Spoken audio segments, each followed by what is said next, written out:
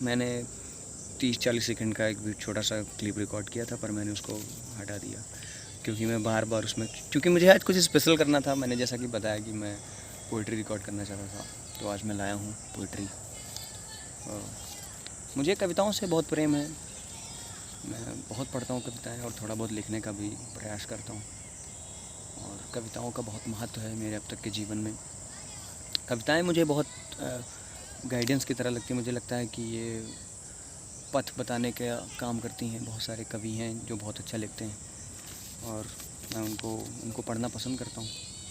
और पहले मैं गज़लें, जो उर्दू पोइट्री थी, वो भी बहुत पढ़ता था, पर धीरे धीरे जो मेरा शिफ्ट था वो हिंदी पोइट्री की ओर थोड़ा और इंटरेस्ट बढ़ा। मेरे सामने बहुत सुंदर सी शाम है और सूरज ढल रहा है, पर चूँकि आज मैंने फ्रेम पता नहीं क्यों ब्लैक एंड वाइट कर रखी है। अब हो गई, अब चूँकि मैं रिकॉर्ड कर चुका हूँ तो मैं बदलने भी नहीं वाला, नहीं तो मैं दिखाता। अगर आपको वैसे दिखाने का कोई मतलब है नहीं, क्योंकि ये सब ब्लैक एंड वाइट ही दिख रहा होगा आपको। बट आज मुझे थोड़ा सा, मैंने बाल भी कटवा रखे हैं, मैं तो फौजी लग रहा हूँ लग रहा है मैं कहीं किसी नॉर्थ ईस्ट के। खैर, तो आज बात कविताओं की होगी और जो मैंने कविता आज कहने वाला हूँ उसका शीर्षक है शायद। शायद मैंने लिखी थी आज से तकरीबन 2-3 साल पहले, और ये उस फेज़ की है जब आप मेरे अंदर बहुत सारी चंचलताएँ थीं, पर चूँकि मैं कविताओं से प्रेम करता तो मुझे वो जो एक सीरियसनेस होती है हर चीज़ का, एक थोड़ा सा गंभीरता होती है, वो मुझे बड़ा अट्रैक्ट करता था, पर मैं वो अचीव नहीं कर पाता था, वो मेरा स्वभाव नहीं था। तो मैंने सोचा कि मैं कुछ ऐसा लिखता हूँ कि मुझे, मतलब मैं उस तरह की पर्सनालिटी के से एसोसिएट कर पाऊँ।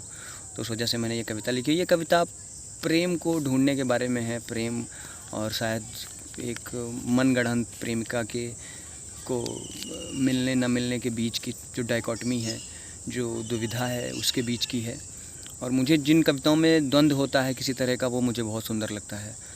और मैं अपनी अधिकतम कविताओं में द्वंद्व रखता हूँ, क्योंकि द्वंद्व ही जीवन है। जैसे दिन है, रात है, सुख है, दुख है, और भी बहुत सारी चीज़ें हैं। तो द्वंद्व बहुत महत्वपूर्ण हिस्सा है, तो मैं वो रखता हूँ अपने क्राफ्ट में भी और क्रिएटिविटी में भी। तो कविता का शीर्षक है शायद। हम शायद मिलेंगे जब नहीं बचेगा मिलने का कोई अर्थ। जैसे मिलती हैं दवाइयाँ कभी जब कम हो जाता है कष्ट। जैसे नदियों के सूखने पे बनाए जाते हैं पुल। जैसे टपकती हुई छत को बारिशें लगती हैं व्यर्थ। जैसे आकाश गंगाएं बल्बों की रोशनी में खो जाती हैं।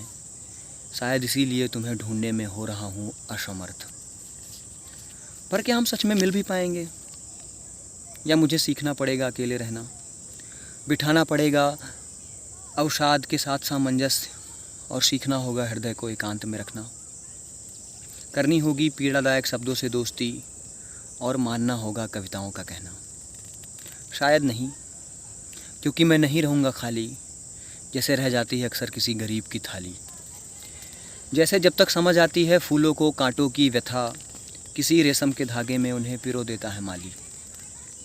वैसे बुरा नहीं है स्मृतियों का बोझ ढोना, पर अक्सर टूट जाती है ज़्यादा फलों से लदी हुई डाली। या शायद मैं इसी को समझूंगा जीवन का दर्शन। शायद नहीं हो पाएगा मेरे कंधे पे तुम्हारे बालों का घर्षण। बिना गले लगे मैं कैसे जानूंगा तुम्हारे शरीर का रक्तचाप। शायद बिना तुम्हारे स्पर्श के गिर जाएगा मेरी धमनियों का औसत। हो सकता है सूख जाए तेल दियों का बिना जले ही, या हो जाए तुम्हारी खोज की यात्रा का अंत 4 कदम चलकर। या शायद मिल जाओगी तुम मुझे इन सभी त्रासदियों से पहले, जैसे मिल जाता है दुख की कहानियों को अंत, जैसे मिल जाता है, जैसे जीवन की नोच घसोट में दौड़ता हर इंसान हो जाता है घटती बढ़ती सांसों के साथ मंद। या शायद मैं पवन चक्की के पंखे की तरह घूमता रहूँगा और तुम्हें फिल्में, कहानियाँ, कविताओं, जंगलों, पहाड़ों में ढूंढता रहूँगा।